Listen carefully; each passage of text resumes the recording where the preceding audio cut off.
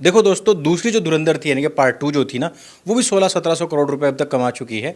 लेकिन लिवरांडो का जो दर्द है, जो दुख है, जो पीड़ा है और जो खास तौर पर बवासीर है, ये भी खत्म होने का नाम नहीं ले रही है। आरफा मैडम ने तो हाथ खड़े कर दिए और कह दिया है कि भाई ये फिल्म जो है ना, वो मुसलमानों की ही है। अब हम इसका बहुत ज़्यादा विरोध नहीं कर सकते।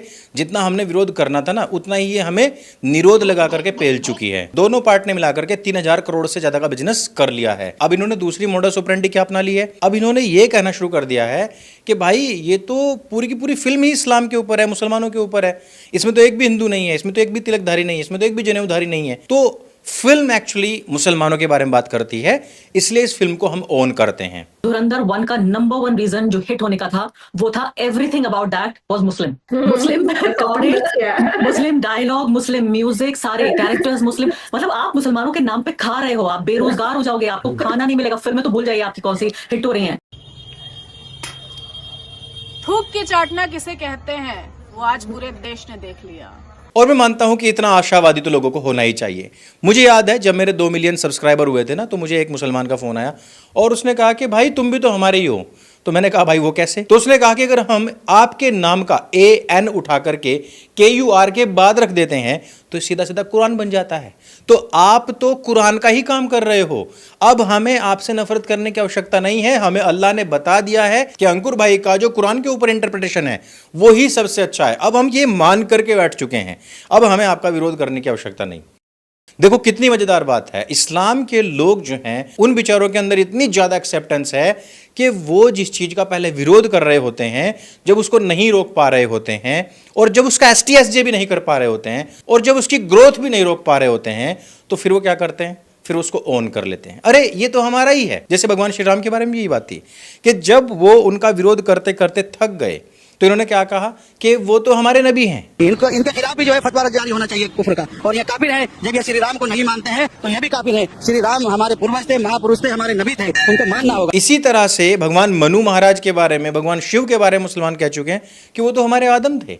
आदम से लेकर हजरत मोहम्मद सल्लल्लाहु अलैहि वसल्लम 3 एक ही है, एक बाल बराबर भी इसके अंदर फर्क नहीं।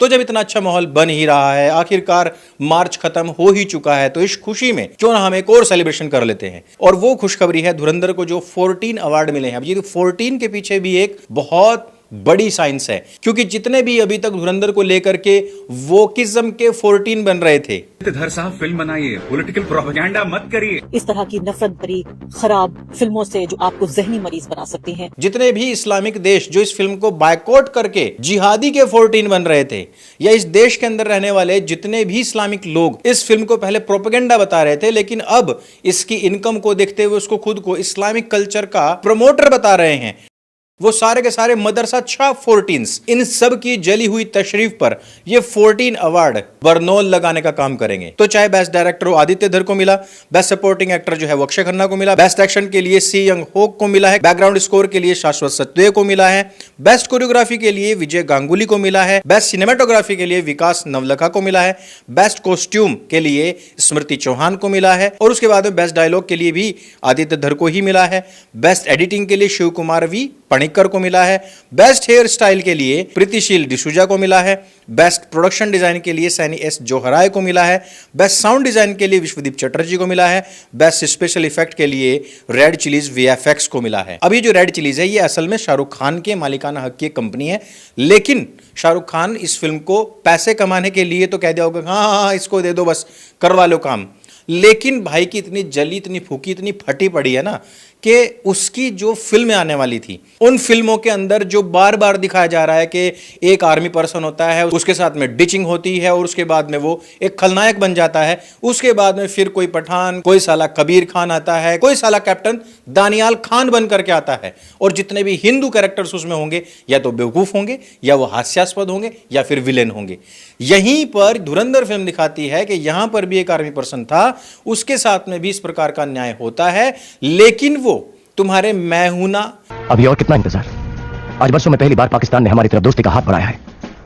आज कदम पीछे हटाने का मतलब और 55 साल की दुश्मनी, और इस बार दुश्मनी हम चुनेंगे सर। या फिर पठान की तरह, या फिर वॉर जैसी प्रोपेगेंडा फिल्म की तरह, इनमें कोई भी रॉ का एजेंट या फिर आर्मी पर्सन कोई भी अपने देश के खिलाफ ना जाकर के देश के लिए लड़ने के लिए पाकिस्तान में घुसता है।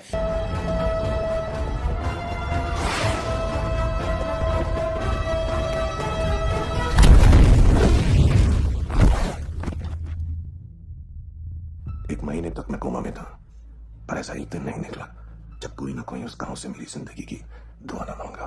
जहां दूसरी तरफ ये खानदान थूकदान पीकदान बड़ी बड़ी कमर्शियल फिल्में बनाने के दावे करते हैं और झूठी स्टोरी लेकर के आते हैं, और वहां पर हिंदुस्तान पाकिस्तान के जो एजेंट्स हैं वो बीच बीच में चड्डी डांस कर रहे होते हैं।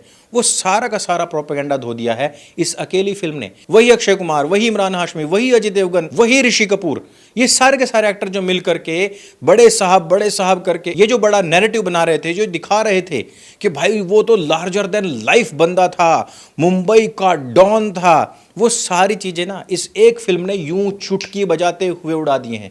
हिंदुस्तान के मुसलमानों को एक्चुअली प्रॉब्लम ये हो रही है कि ये लोग वही लोग हैं जो अपना मसीहा देखा करते थे दाऊद के अंदर और कहा करते थे कि हमारी बाबरी मस्जिद का अगर किसी ने बदला लिया है तो वो था दाऊद इब्राहिम। लेकिन दाऊद इब्राहिम का यहां पर सच्चा स्वरूप दिखा दिया गया, इसलिए मुसलमानों का बनता है कि हाँ भाई इसको बायकॉट करें। लेकिन जैसा कि मैंने आपको बताया कि अंकुर का भी किस प्रकार से ये लोग साले कुरान बना देते हैं, उसी प्रकार से आज धुरंधर इनकी माई बाप बन गई है। और वो फिल्म इसलिए चल रही है क्योंकि उसमें इस्लाम दिखाया गया, उसमें मुसलमान दिखाए गए, इसलिए उसने 3000 करोड़ बजट बनाया। ये ठीक वैसी बात है कि आदा शर्मा ने 350 करोड़ की फिल्म इसलिए बना दी क्योंकि उसने उसमें बुर्का पहन लिया था। वाह भाई वाह। चलो हमें इस बात से दिक्कत नहीं है, प्रोपेगेंडा तुम करते रहते हो, प्रोपेगेंडा खेलने का तुम्हारा काम है, इससे कोई दिक्कत नहीं है।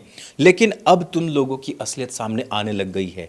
अभी विराट कोहली ने अपना जो स्टेटस डाला, ध्यान से आप उसको पढ़िएगा जरा, क्या कहा है उसने धुरंधर के बारे में। एक क्रिकेटर के द्वारा इतने अच्छे रिव्यूज हमने कभी सोचे तलक नहीं थे। लेकिन विराट कोहली जो आज की तारीख में सर्वोच्च शिखर पर बैठा हुआ भारत के क्रिकेटर्स की दुनिया का जो इस समय पर महामहिम है, उसके द्वारा धुरंधर के विषय में ये बातें लिखना अपने आप में एक बहुत बड़ी बात है। जबकि दूसरी तरफ प्रोपेगेंडा फिल्म बनाने वाले जितने भी खानदान थूकदान पीकदान के लोग हैं ना, इनके द्वारा एक भी सपोर्टिंग ट्वीट या मैसेज या फिर स्टेटस अभी तक नहीं आया है। और वो सारी की सारी बातें तो छोड़ दो, दीपिका पादुकोण की तरफ से नहीं आया है क्योंकि भाई वो पठान 2 बनाने लग रही है और उसमें सुना है कि इससे भी ज्यादा कम छोटे कपड़े पहन करके आने वाली है और वही प्रोपेगेंडा फैलाने वाली है जो उसने पिछली फिल्म के अंदर फैलाया था। ना वो अपनी फिल्म को ही मान रही है कि वो फिल्म थी, ना वो धुरंधर को ही मान रही है कि भाई ये भी एक फिल्म है, हम एक इंडस्ट्री से आने वाले लोग हैं, हमें कम से कम एक कला के रूप में एक दूसरे को प्रेज करना चाहिए। नहीं चल रहा है। एक और मजेदार बात बताता हूं, अभी आपने जाकिर खान जो स्टैंड अप कॉमेडियन है उसका भी स्टेटमेंट सुना होगा। कितनी ही पब्लिकली इंटरव्यू में आप कह दें मेरी फेवरेट फिल्म, पर सच तो ये दोस्तों धुरंधर से सबकी जली तो है।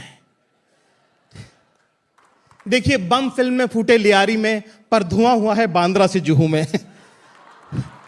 और ये सच्चाई है, पूरे के पूरे कराची वुड की सच्चाई है कि आज की तारीख में पूरी की पूरी मुंबई में धुएं निकल रहे हैं और वो सोच रहे हैं कि भाई अब हम क्या लाएं, साला बचेगा क्या देखने के लिए। और उसका दूसरा बड़ा कारण ये भी है कि खानदान थूकदान पीकदान के अभी तक के जितने भी प्रोजेक्ट्स हैं वो वास्तव में रुक गए हैं, सारे के सारे होल्ड पर चले गए हैं। समझ नहीं आ रहा है कि कहानी को किस प्रकार से रियलिस्टिक दिखाया जा सके, क्योंकि जितने रियलिटी थी वो तो आ चुकी है।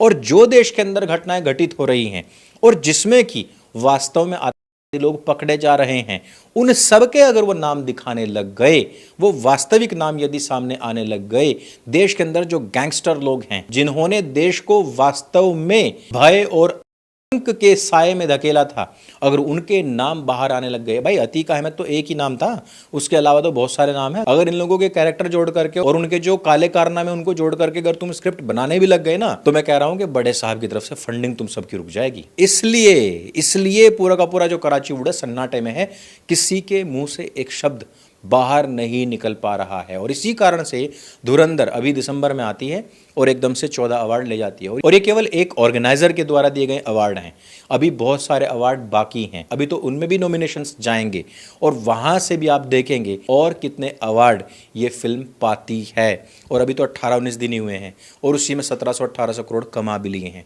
अब ये फिल्म बाकी 2 महीने और चलने वाली है। अभी लिब्रांडुओं की तशरीफ को फुर्सत नहीं मिलेगी, बार बार उबलने से और बार बार उनके स्टेटमेंट बदले जाने से। इस वीडियो में सिर्फ इतना ही। अगर ये वीडियो आपको अच्छी लगती है, जानकारी से भरपूर लगती है, तो सबके साथ में शेयर अवश्य करें। और अगर आप इन लोगों की मोडस ऑपरेंडी को, इन लोगों के षड्यंत्रों को सही से समझना चाहते हैं, तो हमारी पुस्तक है ढाई मोर्चे का चक्रव्यूह।